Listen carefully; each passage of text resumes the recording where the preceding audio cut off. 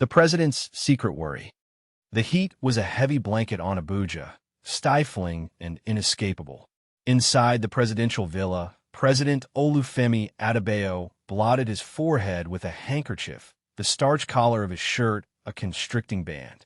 Give him the breezy expanse of his Oyo farm any day, the honest scent of turned earth. But duty, a demanding warden, held him captive in this opulent prison. He scanned the latest economic reports, a grim forecast of escalating inflation and dwindling reserves. When Ambassador Traoré entered, his expression a study in diplomatic composure. "Mr. President," he announced, his tone deferential, "I have news regarding Captain Traoré's impending visit." Adebayo's gut clenched. Traoré. The very name grated. "Proceed," he instructed, his voice carefully even. "Captain Traoré has confirmed his arrival in Abuja on the 17th. The 17th, barely 2 weeks hence." Adebayo manufactured a smile. "Excellent. We shall prepare a welcome fitting for a neighbor." He dismissed the ambassador with a nod, a practiced gesture of authority. But the moment the door clicked shut, his composure crumbled. He approached the window, his gaze sweeping across manicured lawns and artfully arranged flower beds, a flawless illusion concealing deeper decay. Not unlike the image he himself projected.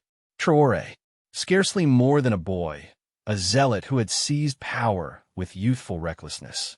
Adebayo, a veteran of Nigerian politics, a man who had scaled the greasy pole through decades of relentless maneuvering, felt a disquieting sense of unease.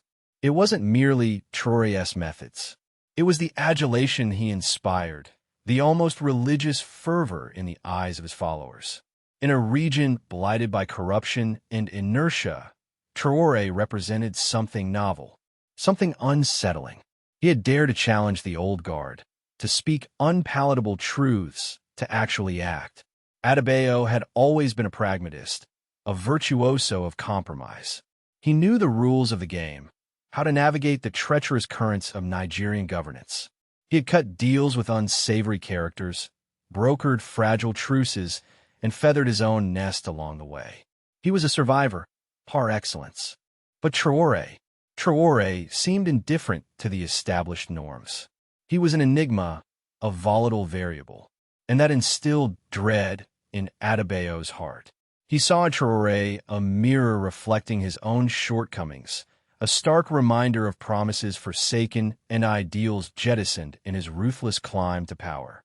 He, the seasoned statesman, the experienced leader, should be guiding Traoré, mentoring him. Instead, he felt diminished, eclipsed by the young captain's unwavering certainty.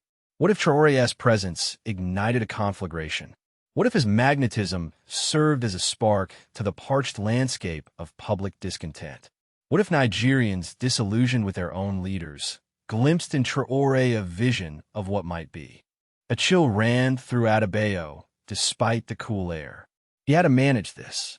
He had to defuse Traoré's influence, to demonstrate that Nigeria operated by different codes. He had to reaffirm, both to himself and to others, that he, Olufemi Adebayo, remained in command. He sank back in his chair, the leather groaning under his weight. The visit would proceed as planned, but it would be a carefully choreographed spectacle designed to showcase Nigeria's strength and stability, and, perhaps, to subtly remind Captain Traoré of the boundaries. He jabbed the intercom button. "Give me the security assessments for the Burkinabe delegation," he snapped into the speaker, and summoned General Obasanjo. Instantly, the perspiration on his brow felt icy now, a chilling omen of the tempest brewing. A friendly visit, or a trap? News of Captain Traoré's impending visit arrived wrapped in diplomatic niceties, a carefully worded communiqué about fostering regional cooperation. President Adebayo read it again, the creamy paper feeling rough beneath his fingers. "A friendly visit," he muttered, tossing the message onto the polished mahogany of his desk. Friendly, like a cobra was friendly before it struck. He swiveled in his chair, the leather creaking softly, and gazed out at the manicured gardens of the presidential villa. Bougainvillea spilled riotously over the walls, their vibrant colors mocking the grim thoughts swirling in his mind. Traoré, the boy soldier, the usurper, dare to set foot on Nigerian soil? Adebayo clenched his jaw. He wouldn't be welcomed with open arms. He would be welcomed differently. He buzzed for General Obasanjo, his chief of defense staff, and Ambassador Okoro, his top foreign policy advisor. Within minutes, they stood before him, their faces etched with a mixture of respect and trepidation that Adebayo had cultivated for years. "Gentlemen," Adebayo began, his voice low and deliberate, "Captain Traoré has accepted our invitation.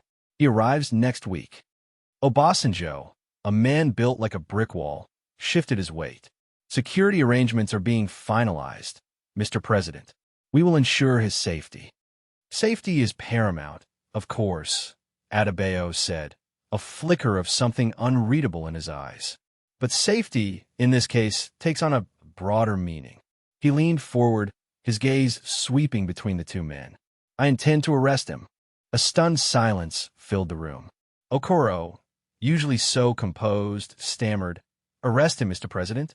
On what grounds?" This could be seen as an act of war. Obasanjo's brow furrowed. "The logistics alone, Mr. President, extracting him, securing him the international fallout." Adebayo waved a dismissive hand. "The grounds are irrelevant. National security trumps diplomatic niceties. As for the logistics, that's why I called you. I need a plan, airtight and deniable." He steps off that plane, and he disappears. "Understand?" Okoro wrung his hands, his usually impeccable suit suddenly seeming rumpled. "Mr. President, with all due respect, this is unprecedented. The ramifications. Burkina Faso will retaliate. Our international standing will be damaged, perhaps irreparably. Our international standing is already damaged by having a rogue state run by a trigger-happy teenager on our border." Adebayo roared, slamming his fist on the desk. The sound echoed in the room, silencing Okoro. He turned to Obasanjo, his voice regaining its measured tone. "General, I need your assurance. Can you make this happen?"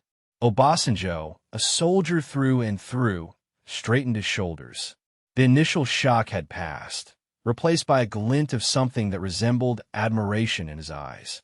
"Mr. President," he said, his voice firm, "consider it done. We'll need a black site, somewhere completely off the books." Adebayo nodded, a thin smile playing on his lips. "Excellent. See to it. And Okoro," he added, turning back to the ambassador, "I expect a carefully crafted statement, ready to be released the moment Traoré is indisposed. Something about a sudden illness, perhaps, or a security threat that required immediate evacuation." The air in the room was thick with unspoken anxieties. The friendly visit had become a trap, and the bait was a president walking willingly into the jaws of another. The bougainvillea outside continued to bloom, oblivious to the storm brewing within the villa's walls. A little bird's warning. The announcement radiated from the presidential villa, a ripple effect like pebbles dropped into glass. Hushed exchanges swelled into pronouncements, borne on the dry harmattan wind, which rattled the bougainvillea and whipped up miniature cyclones of ochre dust across the sprawling city. Traoré was coming. The Burkinabe president had accepted Adebayo's invitation. 8-year-old Fatima skipped rope in a courtyard, the rhythmic slap a naive counterpoint to the growing tension she couldn't articulate. Ordinarily, their Asakuro bungalow pulsed with a calm, reliable energy. Today, it thrummed with a barely suppressed anxiety. Later, she discovered her mother, Aisha, in the kitchen, assaulting the dough with excessive force. Her father, Musa, a diplomat of middling rank, patrolled the terracotta floor, phone glued to his ear. Intrigued by the palpable shift, Fatima hovered near the doorway. "Yes, I appreciate the perception," Musa said, his voice strained. "But is this prudent? Is the potential fallout justified?" He raked his fingers through his receding hairline, a telltale sign of deep disquiet. He lowered his voice, the remaining words just beyond her reach. Aisha ceased her kneading, her fingers clenched white. "Musa, what is it? What aren't you telling me?" He terminated the call abruptly. Nothing, Habibti. Mea logistics. Traoré's visit necessitates a degree of finesse. Finesse. Fatima didn't comprehend the term, but she intuited its negative connotation.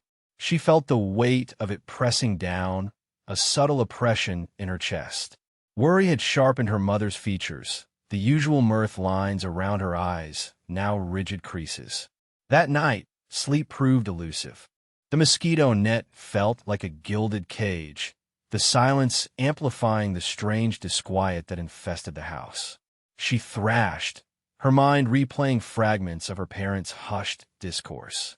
Then, a memory surfaced, vivid and unbidden. Uncle Isa, not her father, Musa, but her mother's sibling, the one swallowed by the years. A passionate agitator, he had consistently railed against injustice, forever contesting power. Aisha rarely mentioned him, a pall settling over her whenever his name arose.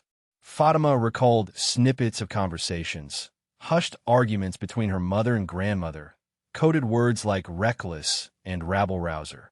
Suddenly, clarity struck. Traoré, another youthful leader defying the establishment. Her father's agitation, her mother's apprehension. This extended beyond logistics. It involved something deeper, something concealed, something perilous, a forewarning. That's what her grandmother termed it when Fatima experienced a premonition she couldn't define. This surpassed mere instinct. This felt like undeniable truth. She had to intervene. She eased out of bed, the cool tiles jolting her bare feet. The house existed in absolute stillness, shrouded in ebony. Her parents' room lay just steps away. She stole towards it, her heart hammering a frantic rhythm. She would eavesdrop. She would uncover their machinations. She would expose their secret. The palace guard's dilemma. Musa Ibrahim felt the small, folded parchment slip into his palm as Fatima brushed past him near the east gate. His niece rarely visited the palace, and certainly never engaged in such blatant furtiveness. He kept his face impassive, a skill honed over 20 years of palace service, but his heart hammered against his ribs. He retreated to the shadowed alcove beside the armory, the metal tang of oiled steel a familiar comfort. Unfurling the note, he scanned Fatima's hurried script. Uncle, beware. The president plans a trap. Captain Traoré's visit is not what it seems. Trust no one. His breath hitched. Trap? For Traoré? The young Burkinabe leader was scheduled to arrive tomorrow, a courtesy visit laden with political implications. President Adebayo had been cagey about the details, unusually so. Musa had chalked it up to diplomatic gamesmanship. Now, Fatima's words painted a far more sinister picture. He crushed the parchment in his fist. Fatima was no fool. She possessed her mother's sharp intellect and an uncanny ability to read people. If she suspected treachery, there was likely truth to it. Musa leaned against the cool stone, the weight of his responsibility pressing down on him. He was a palace guard, sworn to protect the president, but also bound by loyalty to his family, to Fatima, and to his own sense of right and wrong. This felt wrong, deeply wrong. He couldn't confront the president directly, not without proof. He needed information, something concrete to support Fatima's warning. He began with the security protocols for Traoré's visit. He lingered near the planning sessions, his silence masking a keen observation of every detail. He paid attention to the undertones in conversations, the clipped words, the averted gazes. He watched the way the presidential guard, usually relaxed and jovial, moved with a coiled tension. He noticed Sergeant Okoro, a man known for his meticulousness, constantly adjusting the positioning of guards along the West Wing route, a route Traoré was scheduled to take. Okoro never fussed this much. Musa saw him discreetly signal another guard near the Rose Garden. The signal was subtle, almost imperceptible, but Musa recognized it from his days training new recruits. Be ready. Ready for what? Later, Musa observed the kitchen staff loading crates into the West Wing pantry. Crates that, judging by their size and weight, contained far more than tea and biscuits. He recognized the scent wafting from one of the crates, bitter almonds. Cyanide. His stomach clenched. He needed to warn Traoré, and quickly. But how? Without exposing Fatima or jeopardizing his own position. He was a single guard against the full might of the presidency. The odds were stacked against him, but the image of Fatima's worried face spurred him on. He had a long night ahead, uncovering the truth. The scent of stale coffee hung heavy in the air of the Presidential Records Office. Uncle Musa, feigning interest in a dusty ledger detailing cocoa bean exports from 1988, subtly angled the small mirror shard hidden in his palm. It reflected the glow of the computer screen across the room, momentarily unguarded as the clerk, sweating profusely, rummaged for a misplaced file. Musa memorized the title, Operation Black Kite, Contingency Protocol Alpha. He needed to see what that was. His heart hammered against his ribs as he excused himself, claiming a sudden onset of indigestion. The clerk, relieved to be rid of the silent observer, barely registered his departure. Back in his sparsely furnished apartment, Musa replayed the image in his mind. Protocol Alpha? Contingency suggested a fallback plan, but for what? He spent the next few hours scouring the internet, his fingers flying across the keyboard. He cross-referenced known Adebayo initiatives with similar code names used in other countries, finally stumbling upon a leaked document from a defunct South American dictatorship. Black Kite was typically a euphemism for the elimination of a perceived threat. He felt a cold dread creep into his bones. He needed more. The next day, he returned to the records office, this time armed with a miniature camera disguised as a button on his ibada. He befriended the clerk, offering him small talk and even smaller bribes in the form of imported chocolates. During a lull in conversation, he subtly activated the camera as the clerk left to retrieve a document. He managed to capture a few blurry images of the computer screen, enough to discern fragments of text. Burkina Faso, Traoré arrest invitation. That evening, hunched over his laptop, Musa enhanced the images. The full sentence swam into focus.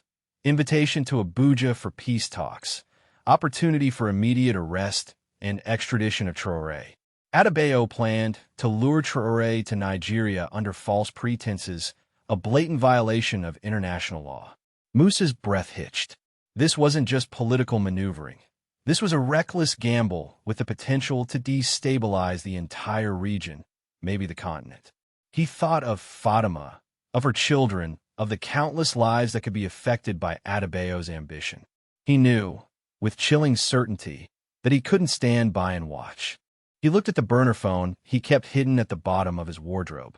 He had vowed never to use it, knowing the danger it represented. But the time for vows was over. He punched in a number, a Burkinabe contact he hadn't spoken to in years. It rang 3 times before a gruff voice answered. "It is Musa," he said, his voice barely a whisper. "I have information. Information President Traoré needs to hear." The line crackled with static, the silence that followed thick with unspoken danger. He had crossed the Rubicon.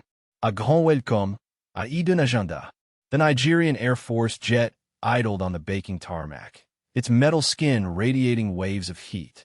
A scarlet carpet, extravagantly thick, stretched from the doorway.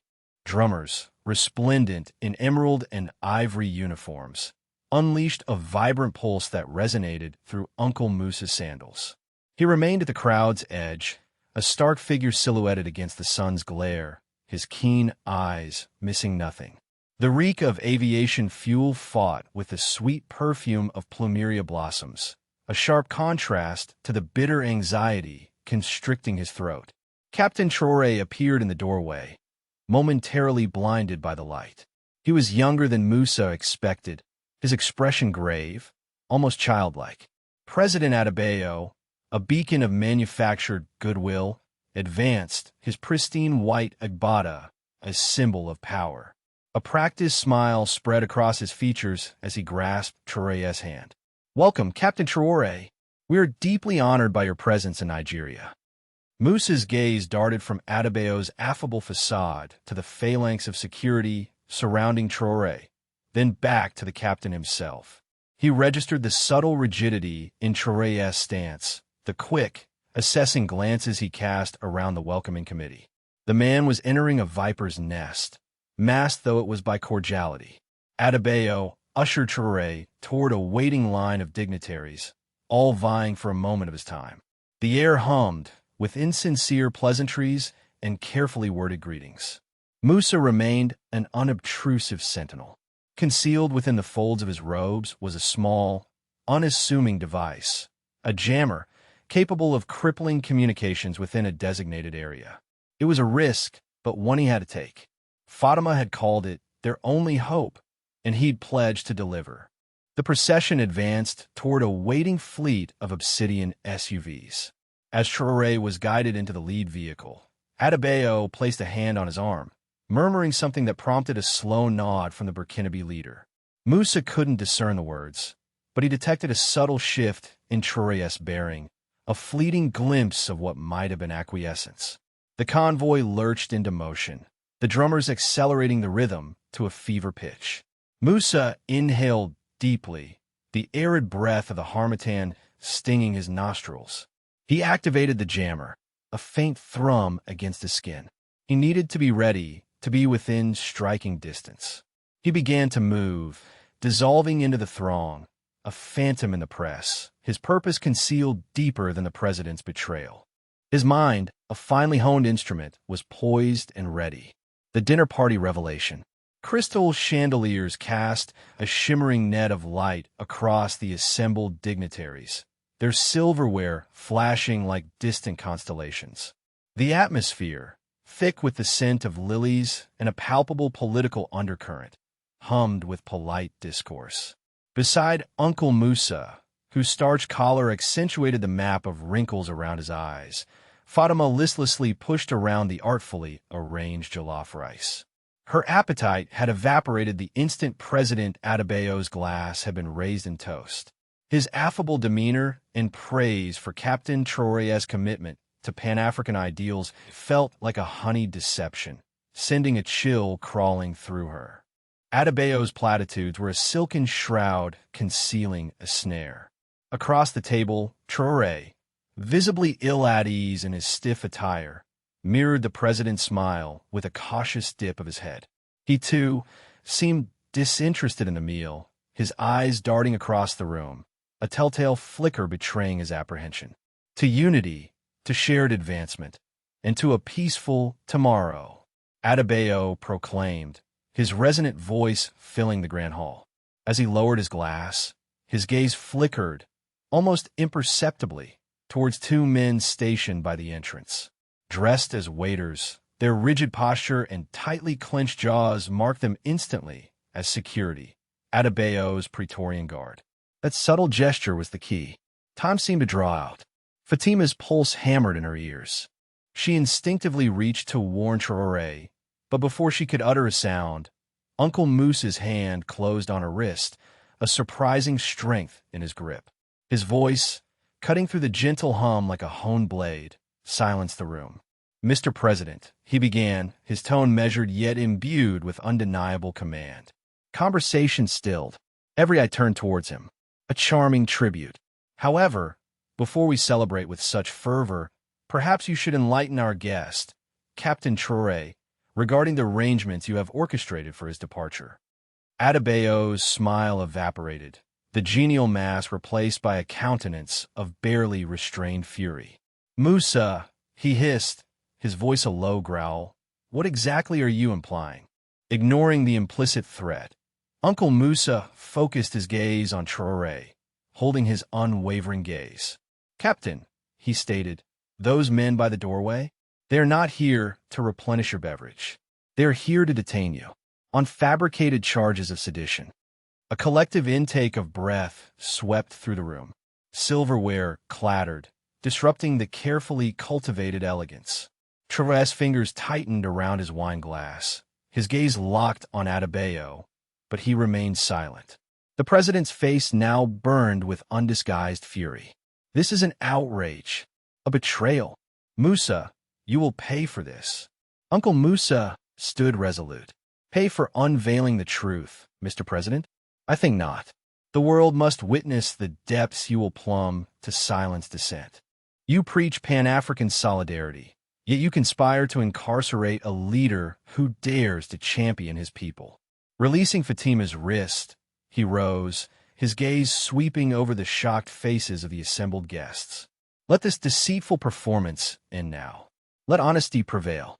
Truth and consequences. The room exploded. Accusations flew like poison darts, each one aimed at President Adebayo's heart. Voices already strained from days of mounting tension cracked and splintered. General Sani roared about treason, pounding his fist on the mahogany table, making the crystal glasses jump. Others, less bold, murmured their disbelief, eyes darting between Traoré, still impossibly calm in his fatigues, and the empty chair where Adebayo should have been. Fatima gripped Uncle Musa's arm, her knuckles white. Fear, cold and sharp, radiated from her. He squeezed her hand gently, his face an impassive mask. He had expected this, prepared for it, but seeing the raw, visceral reaction of the others was still unnerving. The air crackled with suspicion, threatening to ignite into a full-blown inferno. Through the cacophony, Traoré's voice cut like a honed blade. "Silence," he commanded, the single word resonating with authority. The room, stunned by his composure, gradually quieted. These are grave accusations.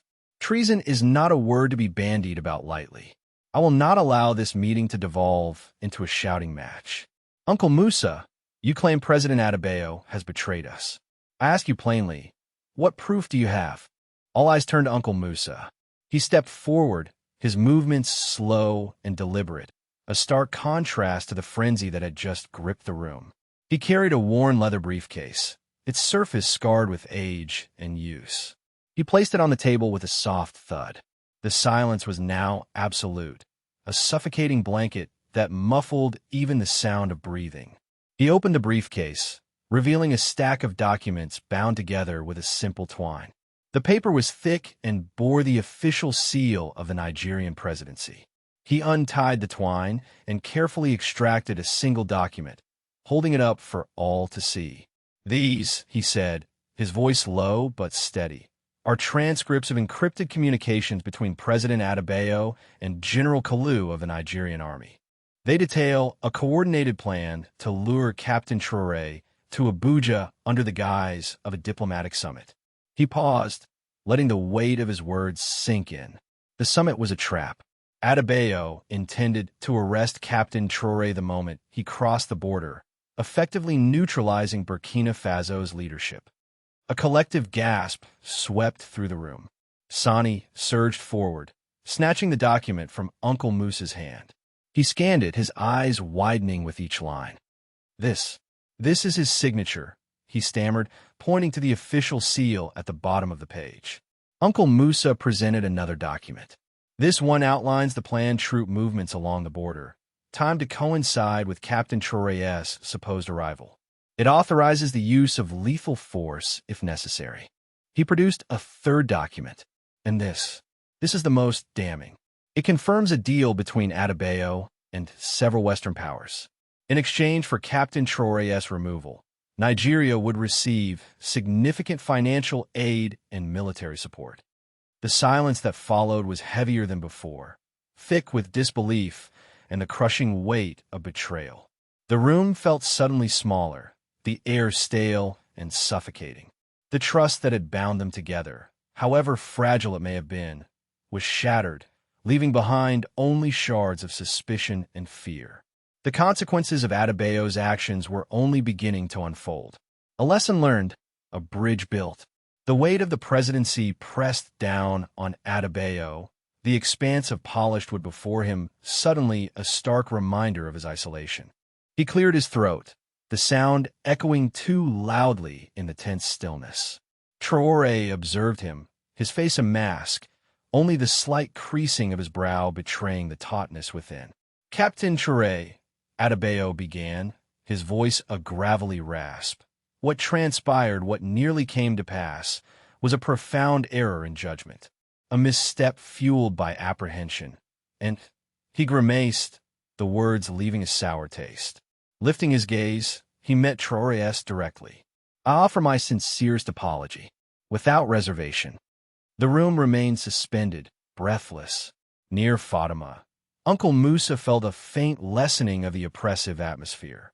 He registered the momentary surprise in Traoré's eyes, swiftly veiled. Traoré advanced a step. President Adebayo, he responded, his tone even, "Your apology is received." However, words alone cannot remedy the potential damage inflicted. Trust, once shattered, requires painstaking reconstruction. We must rebuild, layer by layer, through tangible actions, transparency, and an unwavering dedication to our people. He swept a hand towards the assembled dignitaries, a blend of Nigerian and Burkinabe officials, their countenances reflecting cautious relief. We are not adversaries, but neighbors. We share common vulnerabilities, confront similar challenges. Division weakens us. Unity provides the bedrock for stability and progress across this region. A low murmur diffused through the chamber. Adebayo inclined his head, a genuine smile finally cracking the rigid lines of his face. "You speak truth, Captain. Let's begin anew today. Let us cultivate a revitalized alliance, rooted in mutual respect, collaborative effort, and a shared aspiration for a flourishing future for both our nations." A wave of applause broke the silence. En claspe, tentative discussion sparked. The stifling air of suspicion, heavy just moments before, now vibrated with measured hope. As the initial excitement waned, Adebayo sought out Fatima and Uncle Musa. "You both acted with exceptional bravery," he said, his voice resonant with sincere gratitude. "Your interventions averted what could have become a catastrophic event. The intelligence Fatima provided proved invaluable. And Musa, your swift thinking averted countless casualties." Fatima's cheeks flushed crimson as she grasped Musa's hand. Musa offered a simple nod, though his gaze held a quiet intensity. He had witnessed the desperation in Adebayo's eyes, the authentic contrition. He sensed a sea change, a pivotal moment. Later, as twilight descended, splashing the heavens with vibrant shades of coral and amethyst, Adebayo and Traoré stood together on the presidential balcony, surveying the sprawling city below. The symphony of Lagos floated upwards, the low thrum of traffic, distant melodies, the vigorous heartbeat of a city renewed. "Much remains to be done," Traoré observed, his focus drawn to the distant horizon. Adebayo concurred. "Undeniably. But this evening, we've erected a bridge. And that, Captain, is a beginning." He extended his hand. Traoré grasped it firmly. The handshake transcended mere ritual. It was a covenant, a pledge carried on the balmy air, a testament to the restorative power of forgiveness and the enduring promise of a brighter tomorrow.